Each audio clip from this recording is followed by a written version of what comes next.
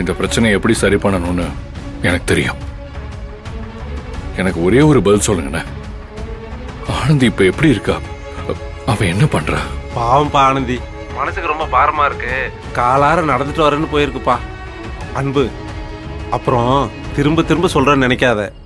ஆனந்தியை மட்டும் விட்டு கொடுத்துறாதப்பா. ஆனந்தியை நான் விடுறது என் உயிரை விடுறதுக்கு சமம். என்னால என்னைக்கு அவளை விட்டு கொடுக்க முடியாது. ஆனந்தி வந்தா நான் இருக்கேன்னு தைரியம் சொல்லுங்க, நான் வச்சிடறேன். சரிப்பா அன்பு.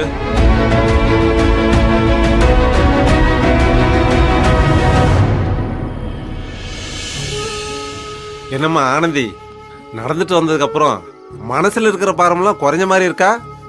மலையளவு பாரம் மனசுக்குள்ள இருக்குதுன்னே, இப்போ ஒரு மட அளவு குறைஞ்சிருக்குது. நீ கவலையப்படாதம்மா. 1000 கஷ்டம் உன்னை சாய்க்க நினைச்சாலும் சாஞ்சிடாம உன்னை தாங்கி பிடிக்க உன்னை சுத்தி நிறைய நல்ல மனசுக்காரங்க இருக்காங்க. நீ கவலைப்படாம இரு, எல்லாம் நல்லதாவே நடக்கும். சீக்கிரம் அன்புக்கும் உனக்கும் கல்யாணம் நடக்குதா இல்லையான்னு பாரு. அண்ணே, அவருக்கு வேற ஒரு பொண்ணோட நிச்சயம் நடக்க போகுது. சீக்கிரம் கல்யாணமும் ஆக போகுது. அவரை இப்ப என் கூட சேர்த்து வச்சு பேசாதீங்கண்ணே. அம்மா, மனுஷங்க 1000 கணக்கு போடலாம், ஆனா ஆண்டவன் கணக்குன்னு ஒண்ணு இருக்கு. நடக்கிறது எதுவும் நம்ம கையில இல்லம்மா, எல்லாம் மேல இருக்கிறவங்க கையில இருக்கு. அது உனக்கு நல்லதாவே நடக்கும். நினைப்பதெல்லாம் நடந்து விட்டால். அம்மா ஆனந்தி, இந்த பாட்டு உனக்காகத்தான்.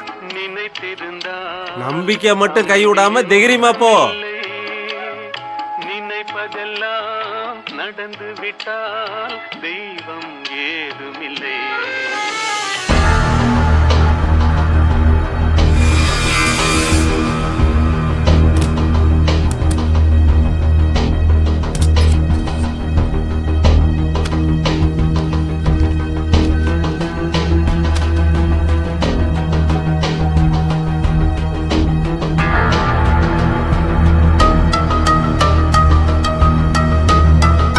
இது அம்மாவோட கையெழுத்து மாதிரியே இல்ல. அம்மாவோட டைரி எடுத்து பார்த்தா இந்த மாச கணக்கு, சில முக்கியமான விஷயங்கள்லாம் குறிச்சு வச்சிருப்பாங்க. அதை பார்த்தா தெரிஞ்சிடும்.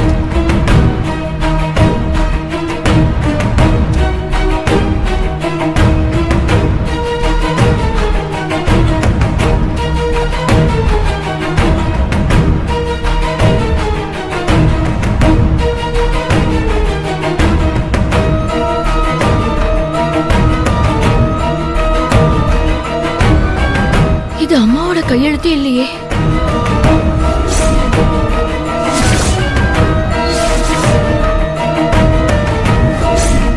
அப்போ இதுவும் துளசி வேலைதானா?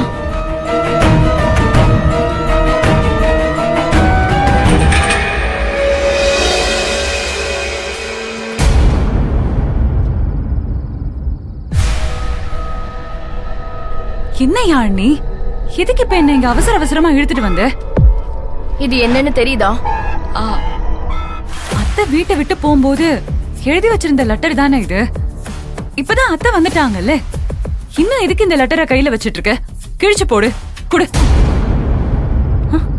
அப்படியெல்லாம் கிழிச்சு போட முடியாது. அம்மா கோச்சிட்டு வீட்டை விட்டு போ